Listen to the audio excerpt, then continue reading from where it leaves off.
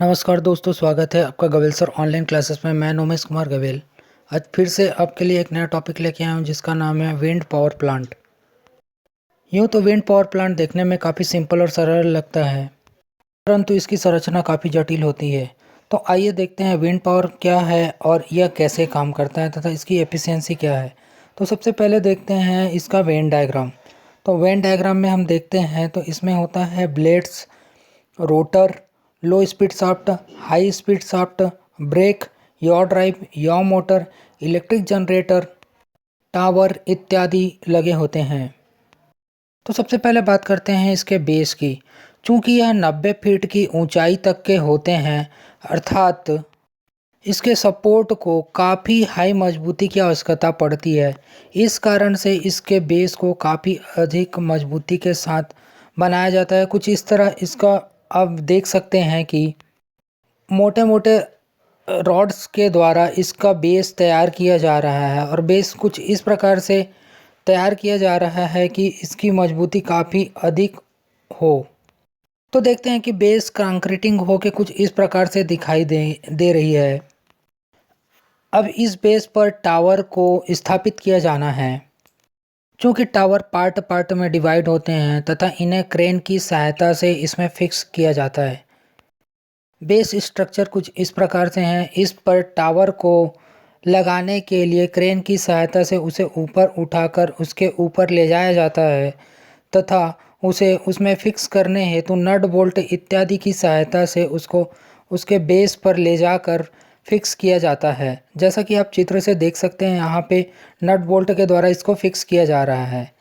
तत्पश्चात उसके दूसरे वाले पोर्शन को उसके ऊपर में फिक्स करने के लिए फिर से क्रेन की सहायता से उसके ऊपर ऊंचाई तक ले जाया जाता है तथा उसके ऊपर में ले जाकर फिक्स किया जाता है। इसी प्रकार अन्य पोर्शंस को भी फिक्स किया जाता है। टावर देखने से अंदर खोखला होता है जिस पर पावर सप्लाई वाले केबल तथा सीढ़ी लगे होते हैं। इस प्रकार टावर को इंस्टॉल किया जाता है। उसके पश्चात उसके ऊपर मेन भाग जिसे नेकल कहा जाता है को स्थापित किया जाता है। इस नेकल वाले भाग में ही इसकी पूरी मैकेनिज्म जहाँ पे इलेक्ट्रिसिटी प्रोड्यूस होती है। यह नेकल काफ़ी बड़ा होता है, लगभग 2 BHK 3 BHK जितना बड़ा। जैसा कि आप चित्र से देख सकते हैं, इसमें 2 व्यक्ति अंदर काम करते हुए दिखाई दे रहे हैं और इस नेकल के अंदर इस प्रकार से यह गियर बॉक्स व जनरेटर लगा होता है। नेक्स्ट बात करते हैं इसके ब्लेड की। तो इसके ब्लेड की लंबाई लगभग 60 फीट होती है, जो कि अगर देखा जाए तो लगभग 6 से 7 बिल्डिंग के ऊंचाई के लगभग बराबर है। इन ब्लेड्स को भी क्रेन की सहायता से कुछ इस प्रकार से लगाया जाता है। सभी ब्लेड लगने के बाद इस प्रकार से दिखाई देते हैं।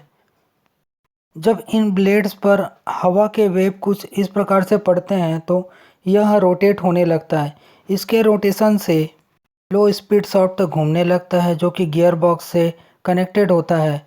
चूँकि गियर बॉक्स इसको हाई स्पीड में कन्वर्ट कर देता है, लगभग 1:90 के बराबर, अर्थात एक साइकिल को 90 साइकिल में यह परिवर्तित कर देता है। अगर देखा जाए तो यह इंजीनियरों द्वारा बनाया गया काफ़ी अच्छी टेक्नोलॉजी है। आज भले इंजीनियरों की संख्या बढ़ जाने के कारण उनकी वैल्यू कम हो गई हो, परंतु उनके योगदान काफ़ी सराहनीय है। को कुछ इस प्रकार से साइकिल से समझ सकते हैं कि अगर यदि इसका एक पैडल चलाते हैं तो यह 20 के लगभग साइकिल पूरा करता है, वैसे ही वह 90 साइकिल कंप्लीट करता है। यदि किसी कारणवश हवा की दिशा बदल जाती है, इसमें लगा एनीमोमीटर जो कि एक सेंसर का कार्य करता है, ऊपर के पूरे नेकल भाग को रोटेट कर देता है, जो कुछ इस प्रकार से यॉ के भाग से रोटेट होता है। इसके लिए मोटर मैकेनिज्म लगी होती है जो इसको रोटेट करने में सहायता करता है।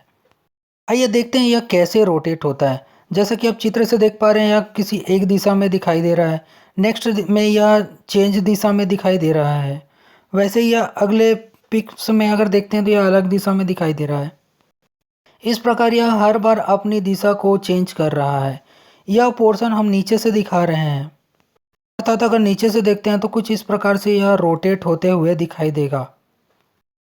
और अगर यदि इसे किसी ऊपर वाले भाग से देखा जाए तो यह कुछ इस प्रकार से दिखाई देंगे। प्रारंभिक स्थिति में यह कुछ इस प्रकार से दिखाई देगा। चेंज होने पर यह इस तरह तथा और अधिक चेंज होने पर यह कुछ इस प्रकार से दिखाई देने लगेगा। इस प्रकार यह रोटेट होते हुए हमें दिखाई देने लगती है।